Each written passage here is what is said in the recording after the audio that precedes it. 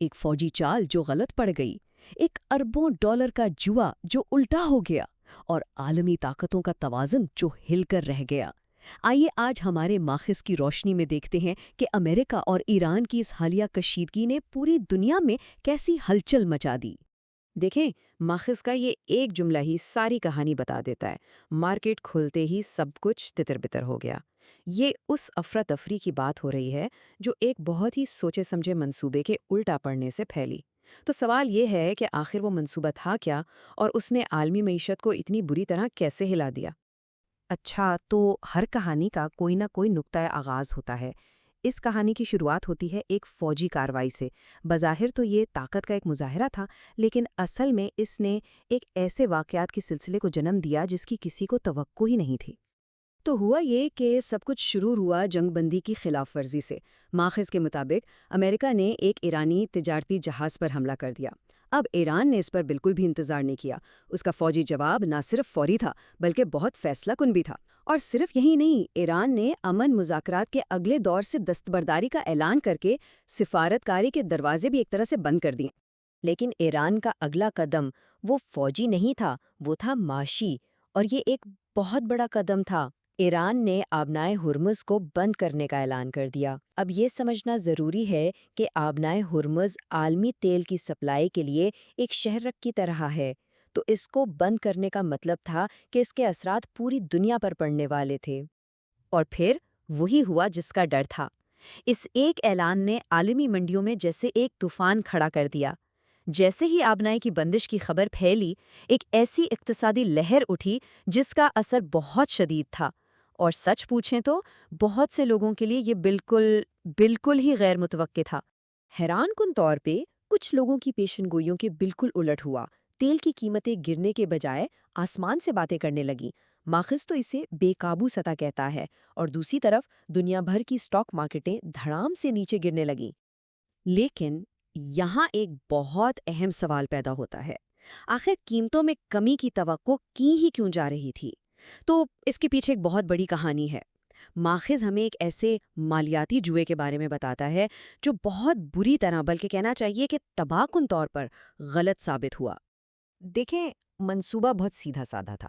کچھ تاجروں نے اس بات پر اربوں ڈالر کی شرط لگائی تھی کہ تیل کی قیمتیں گریں گی، اور جب قیمتیں گرتیں تو وہ اس سے بہت بڑا منافع کماتے۔ یہ پوری کی پوری حکمت عملی دراصل ایک بہت نازک اندازے پر ٹکی تھی۔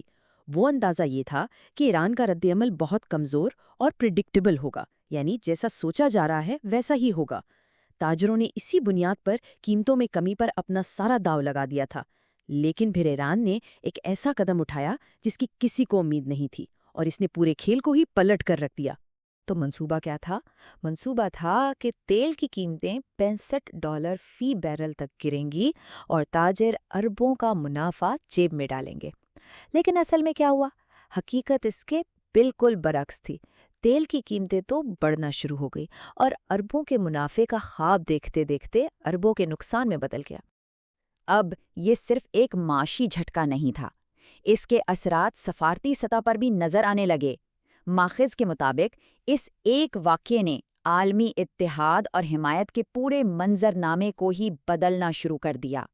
ماخذ بتاتا ہے کہ امریکہ آہستہ آہستہ تنہا ہوتا جا رہا تھا۔ اس کے جو سب سے اہم اتحادی تھے، خاص طور پر خلیجی ممالک، وہ اب اس تنازع کی بھاری معاشی قیمت ادا کرنے کو تیار نہیں تھے۔ تو ایک ایک کر کے یورپی اتحادی کے پیچھے ہٹنے لگے، اور امریکہ کی حمایت میں ایک بہت بڑا خلا پیدا ہو گیا۔ اور پھر خلیجی ممالک کی طرف سے ایک ایسا مبینہ بیان آیا جو بہت بڑی بات تھی: اگر یہ مسئلہ حل نہیں ہوا تو ہم یوان میں تجارت کریں گے۔ یہ صرف ایک دھمکی نہیں تھی، یہ امریکی ڈالر کی عالمی بالادستی سے ہٹ کر ایک نئی سمت، یعنی چین کی کرنسی کی طرف جانے کا واضح اشارہ تھا۔ تو ایک طرف امریکہ کے اتحادی پیچھے ہٹ رہے تھے، اور دوسری طرف ایک اور عالمی طاقت آگے آ رہی تھی۔ ماخذ کے مطابق چین نے اس موقع کو ہاتھ سے جانے نہیں دیا۔ اس نے نہ صرف امریکی کارروائی کو مکمل طور پر غیر قانونی کہہ کر اس کی مذمت کی، بلکہ اس سفارتی خلا کو پر کرنے کا بھی بہترین موقع دیکھا۔ تو ان سب واقعات کے بعد ہم آج کہاں کھڑے ہیں؟ ہم ایک ایسے کشیدہ اور غیر حل شدہ تعطل پر کھڑے ہیں جہاں کوئی بھی فریق 1 انچ بھی پیچھے ہٹنے کو تیار نظر نہیں آتا۔ ماخذ کے مطابق یہ سارا بحران ایک بنیادی غلط اندازے پر کھڑا ہے۔ امریکہ کا خیال تھا کہ دھمکیوں کے بعد ایران ہتھیار ڈال دے گا، لیکن ایران نے کہا کہ نہیں، ہم حملہ کریں گے۔ امریکہ یہ سمجھ رہا تھا کہ ایران کو مذاکرات کی میز پر لایا جا سکتا ہے، جبکہ ایران کا موقف تھا کہ امریکہ سنجیدہ ہی نہیں ہے۔ یہ شروع سے ہی ایک بہت بڑی مس کیلکولیشن تھی۔ اور اس کا نتیجہ کیا نکلا؟ کمزور ہونے کے بجائے ایران نے اپنا رویہ اور بھی سخت کر لیا۔ اب اس نے مذاکرات کے لیے نئی اور پہلے سے زیادہ سخت شرائط رکھی ہیں، جس کی وجہ سے سفارتکاری کے ذریعے حل کا کوئی بھی امکان اور بھی مشکل ہو گیا ہے۔ تو آخر میں کہانی اس ایک سوال پر آ کر رک جاتی ہے۔ ماخذ ہمیں ایک بہت ہی خطرناک دوراہے پر چھوڑ دیتا ہے۔ ایک طرف سفارتکاری کے دروازے تقریباً بند ہیں، دوسری طرف دونوں فریق مزید کشیدگی کے لیے تیار بیٹھے ہیں۔ اب سب کی نظریں اسی پر ہیں کہ کیا یہ تعطل کسی پرامن حل کی طرف جائے گا یا پھر اس کا اگلا قدم ایک بڑی اور وسیع جنگ ہوگی۔